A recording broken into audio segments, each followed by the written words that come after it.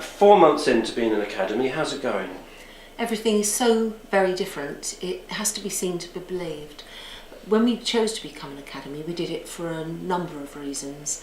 One of them being that we would be able to exploit all the freedoms that you get in curriculum design. One of them being that you get additional support for things like buildings.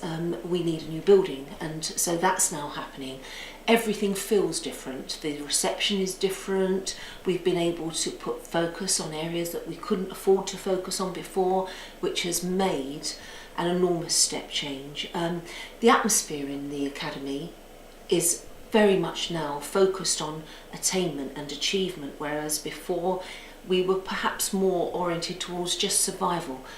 It's so different that people have come into the academy and said it's startling. It's hard to remember what the predecessor school was like, but certainly the difference is dramatic. And will that, I guess some people say, but the test of that be reflected in results? Yes. How's that progressing? Interesting, very interesting situation that we're in, because our results, we believe, are in part outstanding. Last year we had 86% of children gained 5 A to C's. That was the old gold standard. And our progress measure, where they start from, where they finish, is measured at 1046, possibly over 1050 this year. Now if you think of the average being 1,000, we are in the top 2%. We're so high up, we're in the top 2%. So we get children of all abilities in this school, and by the time they finish at the end of year 11, they have secured more progress than 98% of children in other schools. 98% of schools in the same comparison. One thing we have to get right now is our attainment in English and maths. It's still better than expected, better than they ought to get according to government data. By far, we're better than government data expects us to be, predictive data, but we don't meet the national challenge, and that is due to the difference in intake. If you have a grammar school intake, obviously, these children get 100% 5 A to C's, or should do, by the end of year 9. No excuses. If they were making the progress we're making, they get them by the end of year 8. But we have to make that national challenge, meet that national challenge, which will mean that we have to be in the top 0.5% of schools in the country in terms of progress. That's tough, but we'll do it. Because when people looked at, I know this isn't your area, the key stage 2 results in the primaries, I think the school that came second, or if not first, was Kennington's.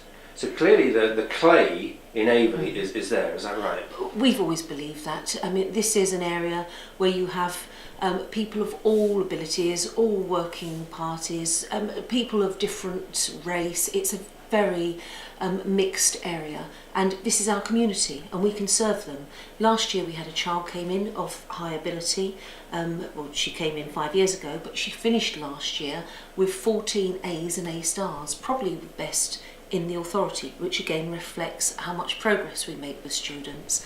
So yes, of course it can be done, of course it can be done. It's tougher the more challenges you have, and we have an awful lot of challenges, but that's okay. We're in for the fight. We know that we can achieve national challenge and surpass it dramatically. We know we can maintain our progress and improve it from the top 2% in the country to perhaps the top 1 of the top 10 schools in the country in terms of progress. And we've got that data underway. This year we've started with an intense programme of interventions. There's not a child in the school, we don't know where they are at this point. In terms of year 11, we've got a detailed analysis 2 clicks away from anyone who's got access to the data on the computer, and it will tell you not just that they are currently a level D in maths, but it will tell you in which unit, in which subject, in which questions in the last exam they got right and they got wrong. They may be good on matrices, they may be brilliant on simultaneous equations, but they may not be very good at trigonometry. And so that will be the focus, and we're engineering it, so we're making sure, and not many schools can do that, because they simply don't have the time, the resources. We're forcing all of our efforts, many of our efforts, into doing exactly that. So we will see the increase, which again will put us in the perhaps top 10 schools in the country for making progress with children.